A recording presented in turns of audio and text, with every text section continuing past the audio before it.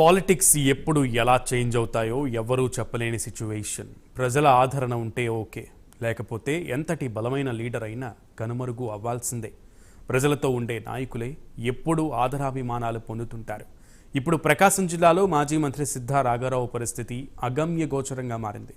వైసీపీకి రామ్ రామ్ చెప్పిన ఆయన ఎటు వెళ్లాలో తెలియక క్రాస్ రోడ్లో నిలబడ్డారు.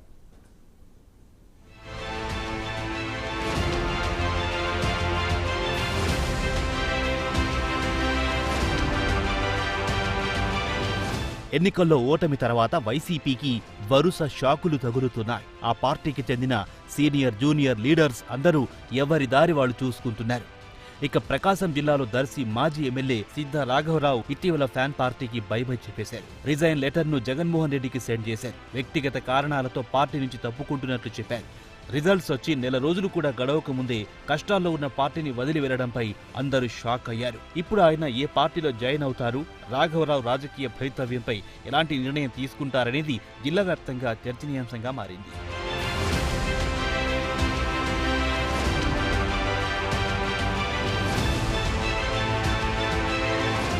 ప్రకాశం జిల్లా రాజకీయాల్లో సీనియర్ నేతగా ఉన్న సిద్ధా రాఘవరావు టీడీపీ అధికారంలో ఉన్నప్పుడు జిల్లాలో అన్ని తానే నడిపించారు. రాష్ట్రంలోనూ తిరుగులేని నేతగా వెలుగొందారు. తన గ్రానైట్ వ్యాపార రంగం 3 పువ్వులు 6 కాయలుగా విరాజిల్లింది. సామాజిక సేవా కార్యక్రమాల్లోనూ ముందులేవారు. దీంతో రాష్ట్ర రాజకీయాల్లోనూ తనకంటూ ఒక ఇమేజ్ సంపాదించుకున్నారు. సిద్ధా రాఘవరావు ఫస్ట్ నుంచి టీడీపీ వీరాభిమాని. చంద్రబాబుకు నమ్మిన బంటు. టీడీపీలో మంచి నేతగా గుర్తింపు తెచ్చుకున్నారు. ఉమ్మడి ప్రకాశం జిల్లాలో సిద్ధా రాఘవరావు తొలిసారి టీడీపీ నుంచి 2004-2009లో ఒంగోలు అసెంబ్లీ అభ్యర్థిగా పోటీ చేసి ఓడిపోయారు. తనపై నమ్మకముంచిన చంద్రబాబు 2014 ఎన్నికల్లో టీడీపీ టికెట్పై దర్శి నుంచి పోటీ చేసి బూచేపల్లి శివప్రసాద్ రెడ్డిపై స్వల్ప ఓట్ల మెజార్టీతో విజయం సాధించారు. పార్టీ పట్ల వీర విధేయుడిగా ఉన్న సిద్ధా రాఘవరావుకు మంత్రి పదవి ఇచ్చారు చంద్రబాబు. దర్శి నియోజకవర్గంతో పాటు ప్రకాశం జిల్లాలో రాఘవరావు కీలక నేతగా వ్యవహరించారు.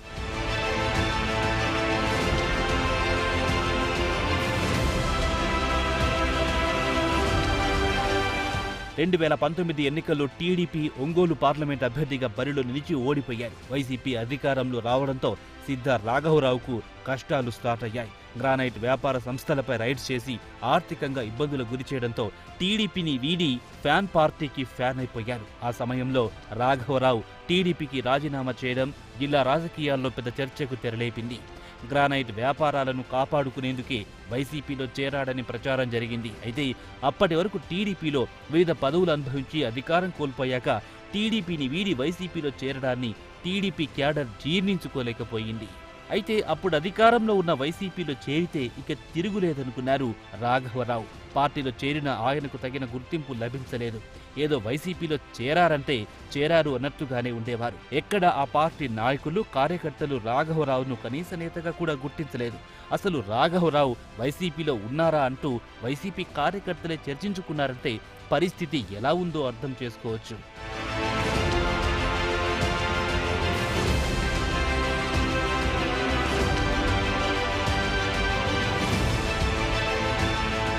టీడీపీలో సీనియర్ నేతగా ఎంతో గుర్తింపు పొందిన సిద్ధా రాఘవరావు వైసీపీలో జాయిన్ అయ్యాక తనకు గుర్తింపు లభించలేదని బాధపడేవారంతా.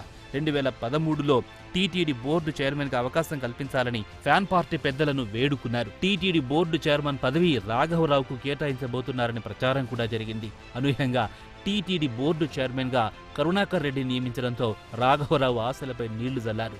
ఆయన కొడుకు సుధీర్ కు టీటీడీ బోర్డు మెంబర్ గా అవకాశం కల్పించారు. ఇటీవల జరిగిన ఎన్నికల్లో దర్శి నుంచి పోటీ చేసేందుకు అవకాశం ఇవ్వాలని కోరారు. అలా కుదరని పక్షంలో తన కుమారుడికి టికెట్ ఇవ్వాలని కోరారు. అయినా వైసీపీ అధిష్టానం పట్టించుకోలేదు. ఈ నేపథ్యంలోనే సిద్ధా రాఘవరావు వైసీపీకి రాజీనామా చేసి టీడీపీలో చేరి దర్శి నుంచి పోటీ చేయబోతున్నారనే ప్రచారం జరిగింది. అయితే అధిష్టానం బుజ్జగింపుతో రాఘవరావు మెత్తబడ్డారు. తాను పార్టీ మారడం లేదని వైసీపీలోనే కొనసాగుతున్నట్టుగా ప్రకటించారు. తన పట్ల వైసీపీ అధిష్టానం వ్యవహరించిన తీరును జీర్ణించుకోలేని రాఘవరావు వైసీపీ సైలెంట్ నేతగా మారిపోయారు. ప్రస్తుతం ఎన్నికల అనంతరం సిద్ధా రాఘవరావు వైసీపీ పార్టీకి రాజీనామా చేయడం ఆయన రాజకీయ భవిష్యత్తుపై ఎలాంటి నిర్ణయం తీసుకోబోతున్నారనే చర్చలు ఊపందుకుంది.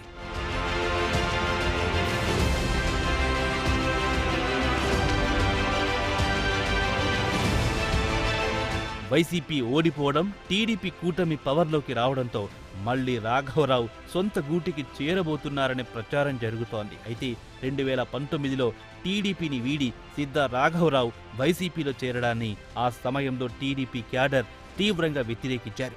అధికారంలో ఉన్నప్పుడు అన్ని పదవులు అనుభవించిన ఆయన కష్టకాలంలో పార్టీ మారడాన్ని కార్యకర్తలు ఇప్పటికీ జీర్ణించుకోలేకపోతున్నారు. సొంత వ్యాపారాల కోసమే రాజకీయ భిక్ష పెట్టిన పార్టీని వీడాడని ఆ పార్టీ క్యాడర్ సీరియస్గా ఉంది. తన రాజకీయ భవిష్యత్తుపై రాఘవరావు ఏ పార్టీలో చేరబోతున్నారనే ఆసక్తి రాజకీయ వర్గాల్లో నెలకొంది.